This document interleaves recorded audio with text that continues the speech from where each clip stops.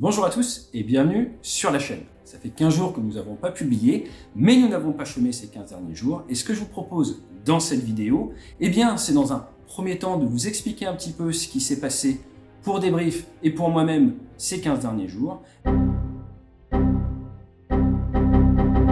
Et ensuite, dans un deuxième temps, de vous éduquer sur comment l'armée protège ses secrets connus de ses militaires d'active. Fidèle à la ligne éditoriale de la chaîne, notre objectif pour cette vidéo est dans un premier temps de vous faire prendre un petit peu de hauteur, et notre objectif numéro 2 aujourd'hui est assez particulier car il est d'attirer votre attention sur le danger du biais de confirmation. Intellectualisé en 1960 par Peter Wasson, cela peut complètement fausser votre analyse d'une situation donnée. C'est quelque chose de très connu par les pilotes, car cela pourrait vous amener à mal comprendre ce qui arrive à votre aéronef. Et je pense qu'on aurait tous à y gagner si les gens étaient un petit peu plus sensibilisés au danger de ce fameux biais de confirmation. Allez, on attaque juste après le jingle.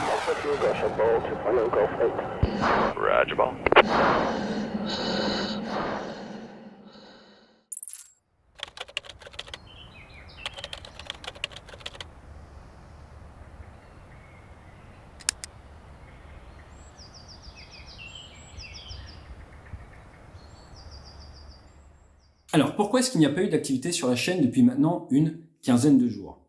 La réponse est extrêmement simple.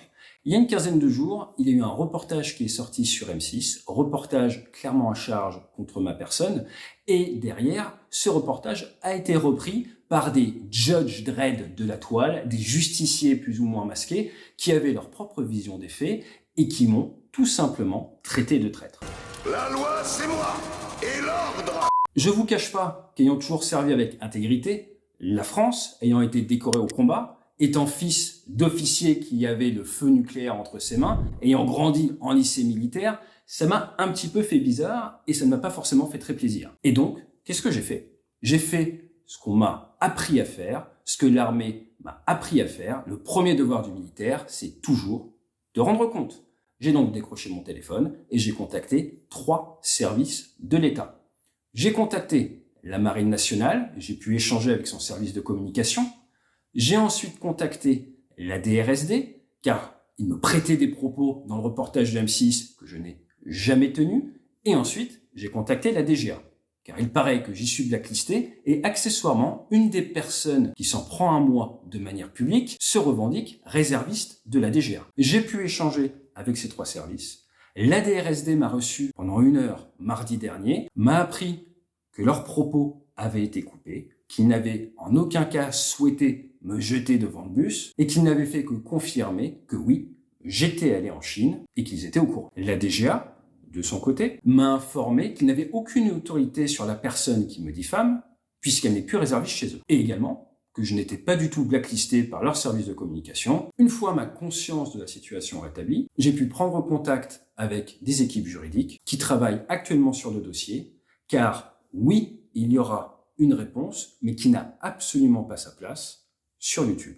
On m'a également reproché le positionnement de cette chaîne, et je pense qu'il est important de l'expliquer. Nous avons toujours souhaité rester dans notre domaine d'expertise. Tout le monde donne son avis sur tout en dehors de sa sphère d'expertise. L'effet de Donny Kruger, comme vous le savez sur cette chaîne, nous restons sur notre domaine d'expertise et nous connaissons nos limites. Nous estimons qu'être intègre, que faire ce qui est juste, c'est ça. Donc si vous espérez voir du drama entre youtubeurs dans cette vidéo, vous n'en aurez pas. C'est pas parce qu'on peut, c'est pas parce qu'on a l'audience et la plateforme pour le faire qu'il faut le faire. Nous restons et nous faisons le choix de rester dans notre domaine d'expertise. Maintenant, je comprends tout à fait que je suis devenu une personnalité publique et que toutes ces accusations ont soulevé de nombreuses questions. Vous y verrez beaucoup plus clair à la fin de cette vidéo, mais dans un premier temps, je voudrais adresser un point très précis, car je peux facilement vous permettre de comprendre la situation sans trahir aucun engagement de confidentialité vis-à-vis de l'État. Donc, comme vous le savez, j'étais militaire en unité de combat de 2010 à, officiellement, janvier 2019. J'ai servi la France en super-étendard, en rafale, je suis allé au combat après le Bataclan, j'ai eu la croix de la valeur militaire, et lors de mon séjour en Irak, j'ai eu la chance de rencontrer M. Trappier et l'amiral Villemot-Roussel lorsqu'ils sont venus à bord du bateau. Alors que j'étais vieux lieutenant, que j'allais passer capitaine, j'aurais rendu compte d'un certain nombre de problèmes qu'on avait sur le Rafale, et derrière, ils ont pu faire action. J'ai toujours eu un petit peu cette appétence pour essayer de faire remonter le retour d'expérience. 15 jours après cet entretien, j'ai été convoqué par mon chef qui m'a proposé de devenir OUO, officier d'utilisation opérationnelle. En français dans le texte, expert Rafale, quand un industriel a une question, c'est à moi qui s'adresse, et mon travail dans l'armée consiste alors à aller évangéliser, si vous voulez, différents sous-traitants et différentes pièces de notre base de défense étatique en faisant des conférences. Et coup de peau, je suis assez à l'aise en prise de parole, c'est quelque chose qui m'a énormément plu, et j'ai fait mes premières conférences à Saint-Cloud chez Dassault, après avec Safran, et petit à petit, ça m'a permis de tirer vers le haut, si vous voulez, la connaissance qu'avaient les ingénieurs et les techniciens de comment on utilise leur matériel pour de vrai au combat. J'étais très bien noté, vous pouvez d'ailleurs voir mes fiches de notation, et j'avais beaucoup d'autonomie dans ce que je devais faire. J'étais un petit peu une sorte de consultant, si vous voulez, au sein du groupe aéronaval, et je pouvais voler dans les différentes unités. Sans mentir, je pense que c'est ma plus belle année de carrière. C'était absolument génial. Pour des raisons personnelles, je ne me voyais pas rester plus longtemps dans l'institution, et j'ai commencé à me renseigner pour quoi faire à la fin de mes 13 ans d'engagement. J'ai échangé avec l'armée de l'air, qui m'a proposé, exactement comme dans Top Gun, l'affectation de mon choix si je quittais la marine pour re-signer avec l'armée de l'air. Ça ne s'invente pas, regardez le mail. Par contre, je savais également comment fonctionne le monde de la ligne, mon père étant passé de l'aviation de chasse à l'aviation de ligne, et je savais qu'il y a un point extrêmement important qui va impacter toute votre carrière, votre numéro d'ancienneté. Ça veut dire quoi? Chez Air Canada, votre planning et votre carrière sont régis par votre numéro d'ancienneté dans l'entreprise. Ça veut dire que si vous rentrez à la trentaine, vous n'aurez pas du tout la même carrière que si vous rentrez à la quarantaine ou à 45 ans. J'ai donc décidé de tenter ma chance chez Air Canada pour prendre un numéro d'ancienneté et avoir la chance de passer commandant de bord assez jeune. Et j'ai eu la chance d'être reçu chez Air Canada. Et donc, je me préparais à quitter la France et à aller faire toute ma carrière comme pilote de ligne au Canada. Ça, c'est le plan. Comme dirait Mike Tyson, on en a tous un avant de se prendre une mandale dans la figure. La mandale dans la figure que je me suis prise, c'est un AVC à 31 ans. Je l'avais pas prévu et ça m'a fait un petit peu bizarre. Je venais de faire ma qualification de type chez Air Canada. J'étais encore en permission de l'armée car j'avais accumulé 6 mois de jours de congé à poser. J'étais en train de finir mes jours de congé et je devais quitter l'armée dans quelques semaines après. Quand j'ai eu cet AVC, 2 choix s'offraient à moi. Le premier choix, c'était de ne rien dire, de le cacher à mon employeur, de récupérer et d'aller faire ma carrière dans la ligne.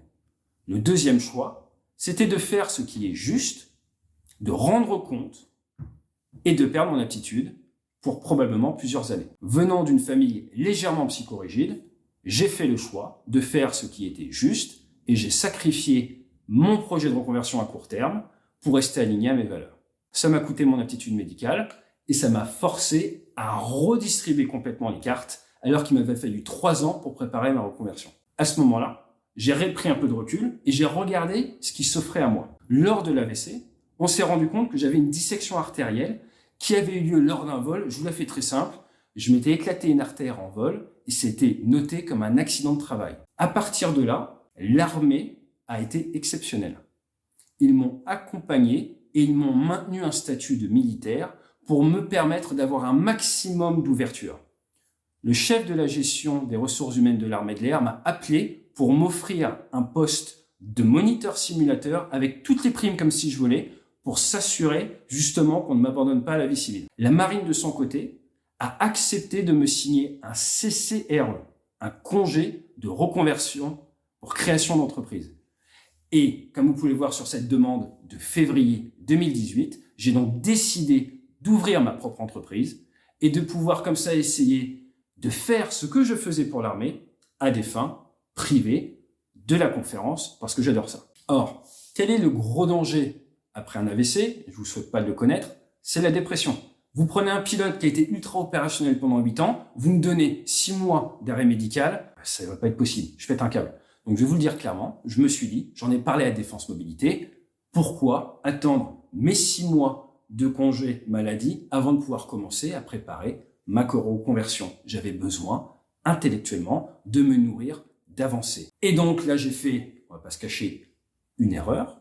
J'ai ouvert une entreprise en mon nom En Angleterre, alors je vous arrête tout de suite, l'Angleterre c'est pas offshore. C'était avant le Brexit. Et pourquoi l'Angleterre ? Parce qu'en 2017, mes enfants y étaient scolarisés et que l'objectif de 2018 à 2019 était de permettre à mes 3 enfants de faire une année complète en Angleterre, comme moi j'avais eu la chance de faire quand mon père y était officier d'échange. Je suis franco-canadien et mon idée était l'idée suivante. Pouvoir me placer comme conférencier canadien avec une expérience du porte-avions. Pourquoi ? Parce qu'il n'y a pas de porte-avions au Canada et que ça me donnait une singularité sur le marché nord-américain pour pouvoir tout simplement prétendre à des conférences, on va pas se mentir, extrêmement bien rémunérées. Regardez sur ces sites de speakers, une pilote de F-14, pilote de ligne, se vend 50 à 70 000 $ de l'heure pour vous parler de sources ouvertes. Je vais vous le redire parce que c'est pas du tout dans la culture française. 50 à 70 000 $ de l'heure pour vous parler de sources ouvertes. Et si vous prenez un acteur, si vous prenez un ancien président, on va monter à des sommes qui vont beaucoup plus hautes. Le marché de la conférence en Amérique du Nord, le marché de la conférence chez les anglo-saxons n'est pas du tout le marché de la conférence en France. Et quand j'ai analysé tout ça, eh bien, j'ai tout placé pour pouvoir me construire une crédibilité de conférencier anglo-saxon. Si vous voulez une preuve, regardez mon premier ouvrage, Débrief, il est écrit en anglais. Si vous êtes dans l'entrepreneuriat, accessoirement, monter une entreprise en Angleterre, c'est également beaucoup plus facile que monter une entreprise en France. Mach 3 Management avait notamment pour vocation à démocratiser et à partager autour de l'aérien. Et si vous faites un peu de OSINT, d'Open Source Intelligence, en français dans le texte que vous googlez mon ancienne entreprise, vous allez vous rendre compte qu'en 2018, nous étions basés en Angleterre et que nous avons participé à de nombreux événements. En juin, nous étions à la Tech Week pour présenter nos simulateurs de vol en réalité virtuelle avec DCS. Nous avons participé à un meeting aérien. Le 7 juillet, nous avons été invités à Yeovilton où on a permis aux gens de piloter un avion de combat et de tenter l'appontage. Juste après, nous étions au Riot du 13 au 15 juillet et après, nous avions enchaîné sur Farnborough où nous avions rencontré de nombreuses personnes et leur avions expliqué un petit peu la chose aéronavale. Nous avons forcément également traversé la Manche et en 2021, c'est le Salon international du Bourget qui nous a invités en tant qu'exposants. Peut-être qu'on s'était croisés là-bas. Donc pourquoi je vous ai dit que j'ai fait une erreur ? J'ai fait l'erreur parce que je l'ai ouvert en mon nom avant le début de mon CCRE.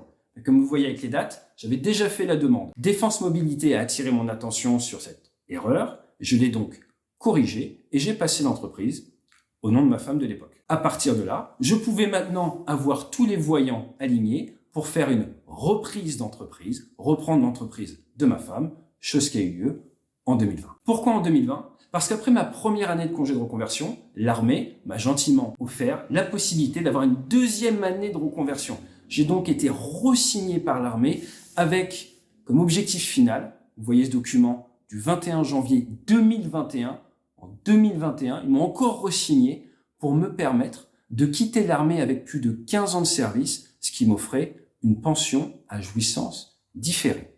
C'est un petit peu technique, mais pour faire très simple, je n'ai pas fui l'armée, j'y suis resté aussi longtemps que possible et au 1er février 2021, j'avais l'option de retourner dans l'armée, que ce soit la marine ou l'armée de l'air, ou alors de quitter vers le monde civil, ce que j'ai fait. À ce moment-là, je n'habitais plus en Angleterre, il y avait eu la Covid, j'étais en divorce et j'ai pris la décision de rester vivre en France. On s'est peut-être déjà croisé dans le sud-ouest, mais maintenant, j'ai une entreprise française, Débrief. Nous avons créé des emplois en France et je suis très heureux de financer les heures de vol de mes collègues avec les impôts. En définitive, l'impression que j'ai eue depuis 15 jours, c'est un petit peu de vivre dans le monde des inconnus. Et là, j'ai les Abrams ici, les chars, qui le détruiraient. Alors, il a pas le droit. Oh. Mais si, j'ai le droit. Non, t'as pas le droit, là-haut. La femme devra se justifier de son viol au commissariat, à moins que le mari ne retire sa plainte. Sauf que j'ai pas besoin d'aller au commissariat, car il n'y a absolument aucune poursuite judiciaire contre moi. Maintenant, pour ce qui est de la protection du secret, je vais quand même vous mettre en dessous la réponse que j'avais faite à M6, car je n'ai jamais trahi de secret, car sur cette chaîne également, nous avons fait plus de 600 heures de contenu, on n'a jamais trahi le moindre secret. Mais si vous vous posez la question, suis-je allé en Chine ? La réponse est oui, et la réponse est, si vous voulez en savoir plus, retournez-vous, comme je l'ai déjà dit à Mediapart, vers les services de l'État, car j'étais militaire d'active. Alors, comme vous le savez, si vous regardez un petit peu les médias, les journalistes ont tendance à faire des montages et des reportages qui viennent suivre leur narratif. Malheureusement, et c'est pour ça qu'il y a des experts, ils ne sont pas experts du domaine. Si vous voulez juste un petit exemple, il y a des imprécisions, comme par exemple dire que les Chinois ne maîtrisent pas l'appontage de nuit. Eh bien, je suis désolé de vous l'apprendre. Les Chinois maîtrisent l'appontage depuis 2012, l'appontage de nuit depuis mai 2018. Ils n'ont pas attendu à échouer. Ensuite, autre point important, on nous parle également de l'éjection d'un pilote qui est instructeur français là-bas. Il y a quelques mois, en fait, eh bien, c'était en avril 2022. Et quand vous remettez tout ça par rapport à la temporalité de la loi qui doit sortir pour empêcher justement des militaires qui ne sont plus d'actifs de partir, vous vous rendez bien compte que la loi, eh bien, c'est plutôt la loi du pilote éjecté que la loi du pilote échoué d'active. En 2017, en 2018, en 2019, l'armée chinoise a envoyé des officiers supérieurs suivre le cours de l'école de guerre en France. Vous avez là une photo d'un lieutenant-colonel de l'armée chinoise breveté de l'école de guerre. Si vous regardez du côté des Anglais, ils ont envoyé il y a une dizaine d'années des cadets se faire former en Chine par l'armée chinoise et ont reçu de leur côté des cadets également. En 2016, ils ont envoyé 4 pilotes de combat d'active britanniques en Chine, à Pékin, pendant 20 jours pour faire des cours et ils ne parlaient pas juste d'anglais. Si vous regardez les déclarations officielles de janvier 2018 du président Macron lors de la visite des Chinois, vous voyez également qu'il est question de renforcer nos partenariats. Et accessoirement, en 2023, nous venons de leur vendre des hélicoptères à usage double. Sans oublier qu'en 2017, 2018, 2019, la marine chinoise a fait escale dans les ports de la marine française. Ce que j'essaie de vous dire, c'est qu'il ne faut pas regarder des faits de 2017, 2018, 2019 avec une situation géopolitique de 2025. Et je peux vous le dire, je ne suis pas retourné en Chine depuis 2019. Maintenant qu'on essaie d'utiliser mon image et ma visibilité pour attirer l'attention sur le fait qu'il existe un marché où des militaires à la retraite partent à l'étranger former d'autres nations, je l'entends, mais il ne faut pas être dupe. Lorsque je suis parti en Chine, j'étais militaire en activité.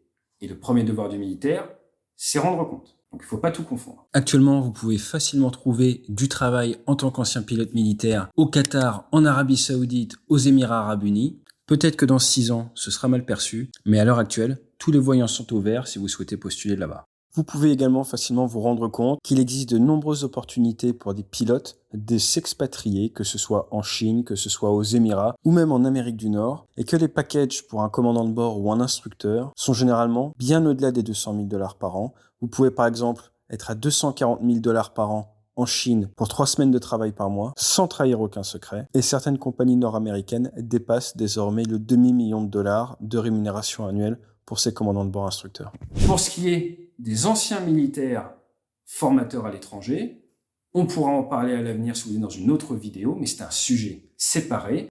Et, spoiler alerte, vous allez en retrouver en Arabie Saoudite, aux Émirats, au Qatar, en Malaisie, apparemment en Chine, mais j'ai plus d'informations. Et ce qui est sûr également, c'est qu'en Chine, vous allez retrouver des formateurs civils en grand nombre. Pourquoi ? Parce que des entreprises françaises y ouvrent des écoles de pilotage et même l'ENAC, l'École nationale de l'aviation civile, s'y installe pour y former des pilotes de ligne. Et maintenant, pour finir sur des propos absolument hors sol que j'ai pu entendre, il semblerait, eh bien oui, que j'ai été viré du salon de l'air et de l'espace. Je suis désolé, mais on est dans un tel niveau de bouffonnerie. Regardez ces images sur le stand d'Assaut, au dernier salon de l'air et de l'espace. Ça me fait plaisir, si vous n'avez pas vu cette vidéo, à vaut le coup, parce que vous avez un pilote qui a mis en œuvre la plupart de cet armement qui vous explique, en source ouverte, comment ça marche. Accessoirement, pour rappel également, si vous suivez la chaîne, on a déjà volé avec des EC-145 de la gendarmerie, super expérience. Nous recevons de nombreuses demandes de partenariat ou de tournage. Rien qu'en 2024, on nous a proposé d'aller dans le nord de l'Europe pour couvrir les exercices de l'OTAN, ou alors, le 29 novembre dernier, nous étions invités sur le pont du porte-avions Truman en escale à Marseille. Mais je vais pas vous mentir, l'objectif de cette chaîne n'est pas de me permettre de revivre ma carrière opérationnelle, sinon je serais resté dans l'armée, j'aurais demandé de muter à la communication. À ne pas oublier que même si certains font de la propagande, ce n'est pas la ligne directrice de cette chaîne, et pour des raisons d'intégrité, je préfère que toute notre partie audiovisuelle n'ait pas à dépendre d'une validation étatique, quel que soit le pays. Maintenant, là où on peut pardonner certaines choses aux journalistes mainstream, il est beaucoup plus dur d'accepter de manque de précision, j'ai envie de vous dire, de professionnalisme et d'analyse de la part de personnes qui se réclament experts sur ces domaines d'aéronautique. Maintenant, je vous propose qu'on attaque un autre chapitre, celui de la source ouverte et de la classification, parce que je pense que c'est quand même un problème majeur, et vous allez vous rendre compte qu'il n'y a aucun vide juridique. Juste avant de rentrer dans le détail de comment les militaires français sont protégés contre les ingérences étrangères, ce que je vous propose, c'est de faire un petit refresher sur les différents niveaux de secret. Parce que ça a évolué ces dernières années, ça a d'ailleurs évolué depuis ma période en unité de combat. En 2018, pour vous donner une idée, il y avait 400 000 personnes qui étaient autorisées à accéder à du secret en France. Et tout ce petit monde était régi, si je puis dire, par 4000 officiers de sécurité, et on avait un total de 5 millions de documents classifiés en France. Depuis 1981, il y a 3 grands niveaux de classification. Vous avez le plus bas niveau, le confidentiel défense. Après, vous avez le secret défense et au-dessus, le très secret défense. En 2019, il a été décidé de changer tout ça de manière à s'harmoniser avec les autres États, notamment de l'OTAN, et on est passé à 2 niveaux, secret ou très secret. Et comme rien n'est jamais simple, il y a également X secret. Mais à côté de tout ça, nous avons également ce qu'on appelle la diffusion restreinte. Et la diffusion restreinte, elle, c'est un autre cadre juridique. Si vous êtes amené à compromettre de la diffusion restreinte, vous risquez des sanctions disciplinaires, mais aucune poursuite pénale. Pourquoi je vous parle de pénal? Parce que amusez-vous à sortir du conf-def, du secret, du très secret, du secret défense, très secret défense, alors que vous êtes militaire d'active, il n'y a jamais eu de vide juridique. Et vous allez prendre en tant que militaire d'active jusqu'à 100 000 € d'amende et 7 ans de prison. En tant que civil, 75 000 € d'amende, 5 ans de prison. Et cette loi existe et protège notre secret national depuis des années. Maintenant, attention, source ouverte, vous pouvez trouver énormément de choses. Et les Américains, avec leur Freedom of Information Act, ont tendance, et avaient encore plus tendance il y a quelques années, à mettre énormément de choses en source ouverte sur Internet. Si vous avez déjà joué au simulateur DCS, qui à la base est russe, qui maintenant est suisse, qui est utilisé par l'armée française, mais également par l'armée ukrainienne pour entraîner des équipages, vous avez peut-être pu apprendre à apponter un avion en ce qu'on appelle Case 1 par beau temps, Case 3 par mauvais temps. Ce sont des procédures officielles américaines que vous retrouvez sur la toile, car elles sont disponibles en source ouverte.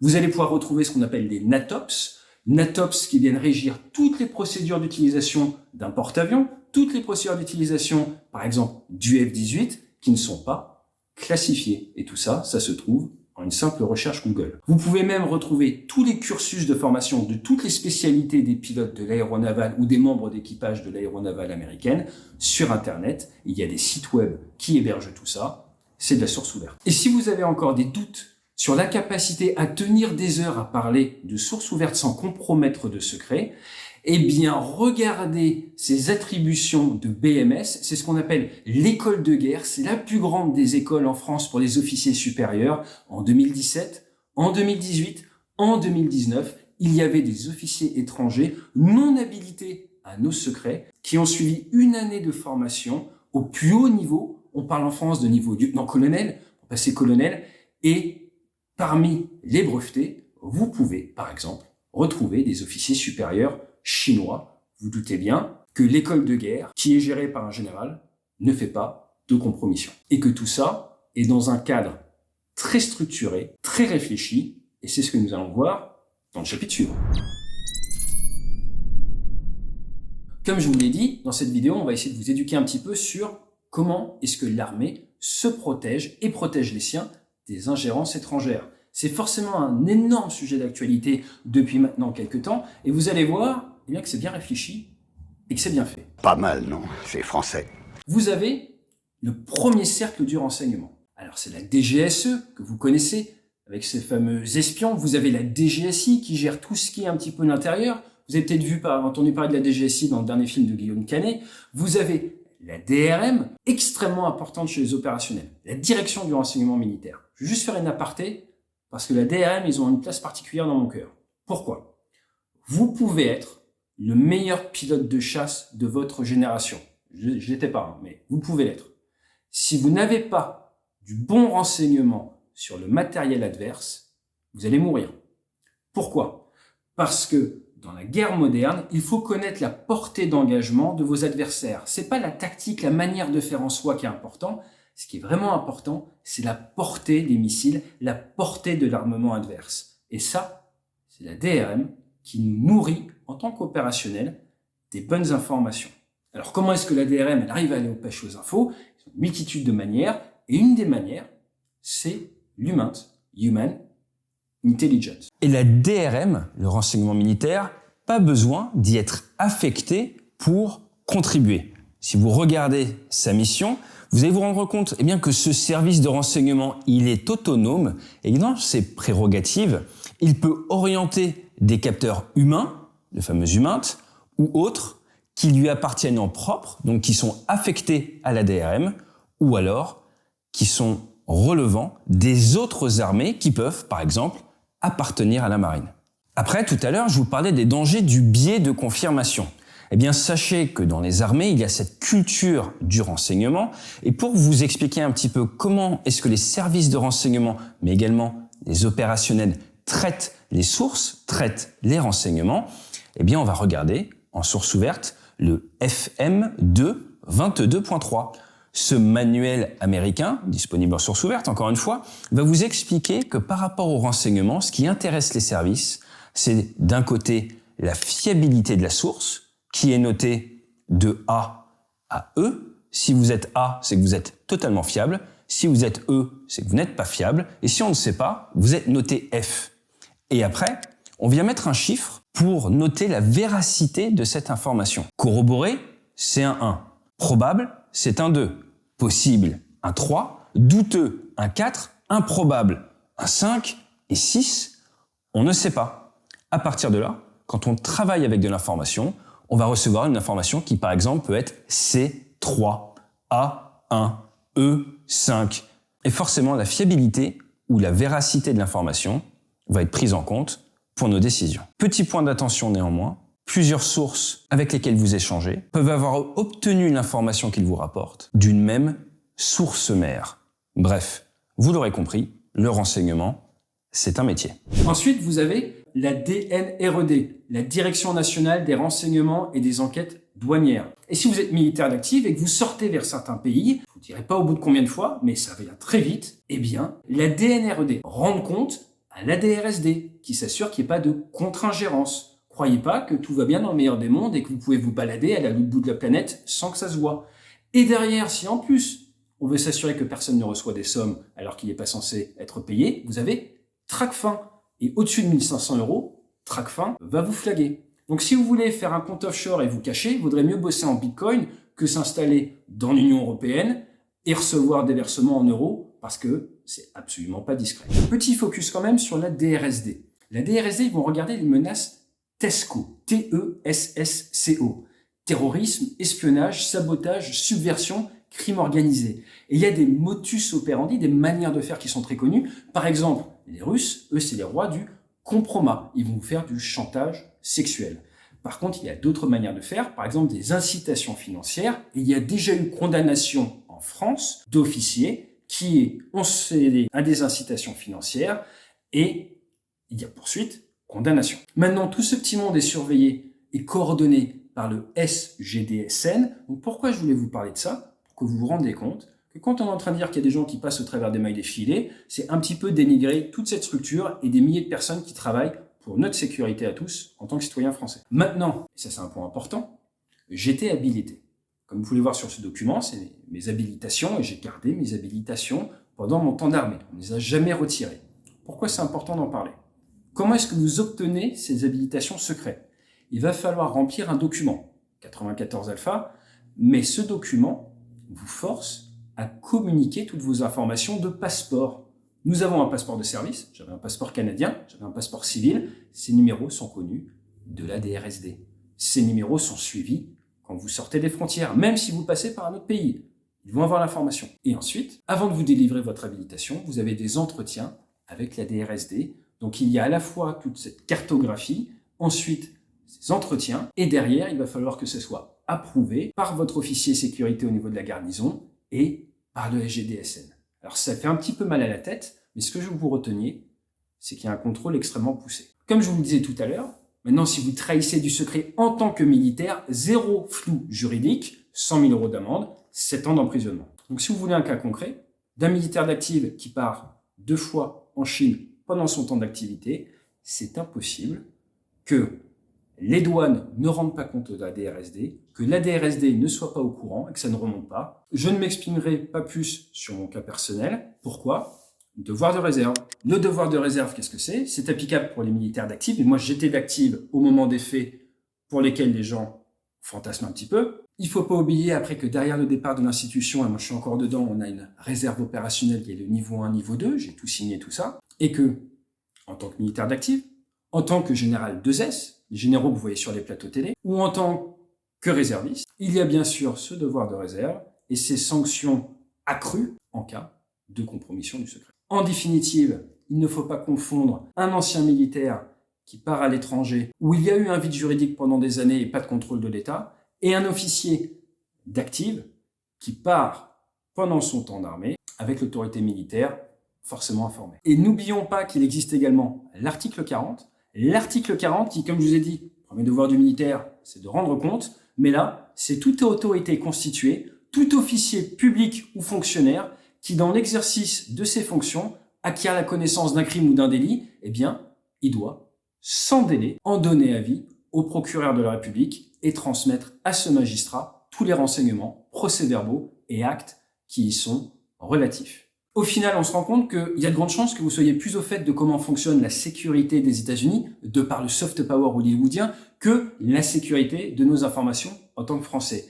Et quand on commence à dire que le secret français pour les militaires d'active est mal gardé, eh bien c'est croire peut-être que dans tout ce premier cercle, que par exemple à la DGSE, il n'y a au final que des figurants.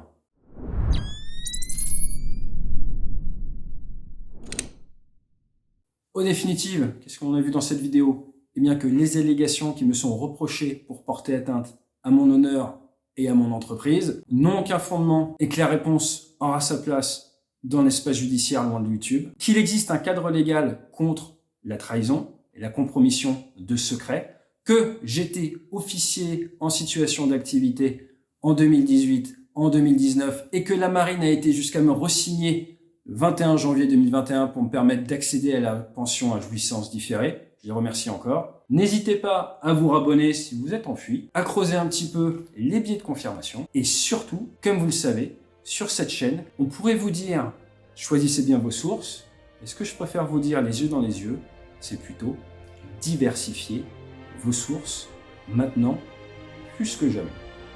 À très bientôt sur la chaîne, et fly safe.